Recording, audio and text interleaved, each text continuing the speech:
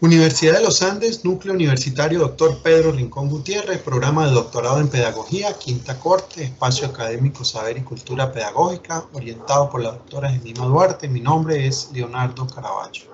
En esta oportunidad me corresponde tomar del libro Las nuevas formas de pensar la enseñanza y el aprendizaje del doctor José Ignacio Pozo, el capítulo número 17, para realizar mi exposición.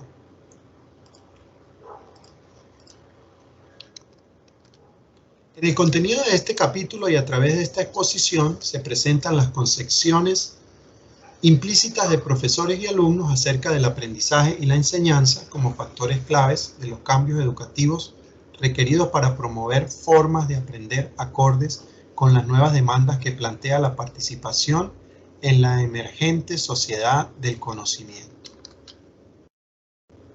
Se presentarán los diferentes enfoques teóricos y metodológicos desde los cuales se han abordado cuestiones relacionadas con este campo, a partir del enfoque de las teorías implícitas, explicadas por los rasgos principales de las prácticas de aprender y de enseñar: la teoría directa, la teoría interpretativa, la teoría constructiva y la postmoderna.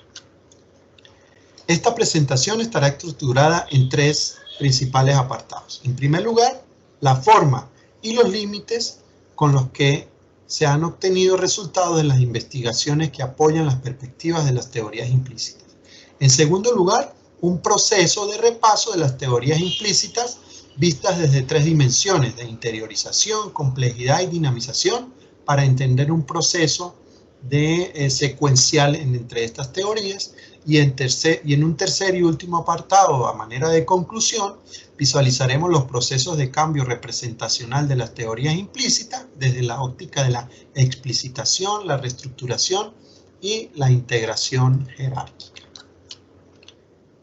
Al analizar las concepciones de aprendizaje y de enseñanza como teorías implícitas, en primer lugar debemos hablar de los participantes, es decir, de profesores y alumnos, y su rol con respecto al aprendizaje y la enseñanza. Al hablar de la entidad psicológica estaremos hablando de lo que se investiga, es decir, de las concepciones de aprendizaje-enseñanza, de las creencias epistemológicas, etc. Al hablar del dominio referencial hablaremos de las capacidades especiales que tiene cada individuo para el dibujo, para la música, para las matemáticas. Y en las investigaciones que han tratado estos temas de las teorías implícitas, las variables de los participantes han estado orientadas a definir el grado de instrucción, el contexto sociocultural, el rendimiento académico, su situación profesional, entre otras. En segundo lugar, en cuanto al acceso a los datos, se han utilizado técnicas muy diversas como son el registro de prácticas de enseñar y de aprender, las entrevistas cara a cara, los autorrelatos escritos, los cuestionarios escritos con preguntas abiertas y cerradas, así como otro tipo de documentos. Entre los procedimientos de análisis se encuentran la aplicación tanto de análisis cualitativos como cuantitativos, apoyados en técnicas de estadísticas descriptivas e inferenciales. Según Pozo y Rodrigo 2001, el carácter dinámico de las teorías implícitas requiere un abordaje que se basa en la convergencia metodológica más que en la aceptación de una metodología única o incluso de algunas tareas paradigmáticas. Estas representaciones pueden interpretarse de acuerdo con tres principios. En primer lugar, un principio ontológico que relaciona qué tipo de entidad configura el aprendizaje. El segundo principio es epistemológico sobre cuáles son los atributos del conocimiento que se aprende o que se enseña. Y el tercer principio es conceptual y se refiere a cómo se relacionan los componentes reconocidos en el aprendizaje. Según los criterios de Goldman y Meltzer de 1997, para poder caracterizar estas teorías se deben cumplir algunos requisitos generales de abstracción, causalidad, coherencia y compromiso ontológico. Es decir, unos supuestos de orden epistemológico y conceptual y de las concepciones acerca del aprendizaje y de la enseñanza. En el recorrido por el territorio de estas investigaciones sobre las teorías implícitas del aprendizaje y la enseñanza, se logran evidenciar algunas limitaciones. En primer lugar, no se cuenta en todos los niveles educativos, desde el jardín a la universidad, con fuentes comparables de información en lo que respecta a lo que hacen los alumnos y los profesores, es decir, a sus concepciones y prácticas. Para el caso de los profesores se logran hacer análisis sobre sus concepciones y sus prácticas y se alcanzan a relacionar. Pero para el caso de los alumnos solo se logran hacer acercamientos sobre los procesos de concepción del estudiante, sobre esos procesos de formación del conocimiento. En esta etapa llegamos al segundo elemento o tema fundamental de esta exposición, que se relaciona con las dimensiones del cambio representacional y que en primer lugar tienen que ver con el paso de la teoría directa a la teoría interpretativa. Este fenómeno, o en este proceso, perdón, nos centramos en un componente de las condiciones, ya que se caracteriza por enfatizar no quién aprende, sino quién tiene la competencia o autoridad para enseñar. Entonces, allí se da por sentado que es el docente quien dirige y controla la conducta del aprendiz. Para los profesores, el fundamento de sus demandas proviene de un valor a priori inherente a la autoridad epistémica, pedagógica y social que encarna, como responsables de la transmisión del conocimiento curricular. Los resultados del aprendizaje se focalizan en productos, concebidos como logros aditivos, para cuya adquisición basta exponerse a modelos o productos convencionales y ejecutar una actividad global de producción. La enseñanza debe promover la adquisición de copias fidedignas de conocimientos externos, fijos y absolutos. En esta teoría indirecta interpretativa, entonces, se centra en componentes más estáticos del aprendizaje, es decir, en los resultados.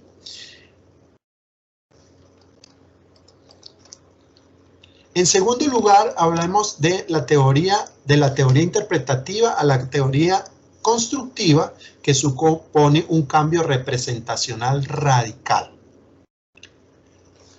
Al proceso de interiorización de las actividades de aprendizaje, que pasan de ser conductas externas a actividades mentales o cognitivas, se van haciendo más conscientes y por tanto más controlables por el propio estudiante.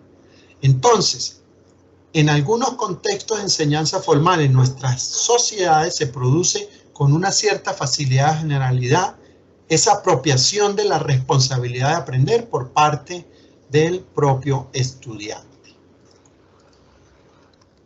En tercer lugar, llegamos a la posición posmoderna, que supone una escasa complejidad conceptual, ya que se centra en un modo casi excluyente en un único factor de aprendizaje: las formas de hacer, las ideas y los valores preconcebidos del estudiante, y parece considerar que la esfera de la intervención educativa tiene un efecto, pero no es tan importante como esa esfera del aprendizaje que tiene que ver con su entorno cultural. En esas posiciones posmodernas, entonces, se supone que hay una superación del constructivismo y entonces allí se piensa que el pensamiento débil o posmoderno en la cultura incluso tiende a tener una primera visión en la aparición de la teoría interpretativa. Entonces, implica concebir el aprendizaje en formas más simples y estáticas que las características que posee esta teoría interpretativa. Por último, y en tercer lugar, llegamos a poder identificar esos procesos de cambios representacionales. Y podemos entonces concluir que la mayoría de estos estudios empíricos sobre las teorías implícitas tienen una limitación esencial, es decir, que son estáticos, que son fotografías de un momento. Sin embargo, si se logran articular esos momentos estáticos y se construyen secuencias bien articuladas y ordenadas, entonces se podría generar una sensación de movimiento o de cambio. Entonces, el conjunto de estudios que se han hecho pueden sugerir una secuencia y trayectorias de cambio que, si bien no han sido directamente investigadas, pueden abrir nuevas formas y direcciones para futuros estudios.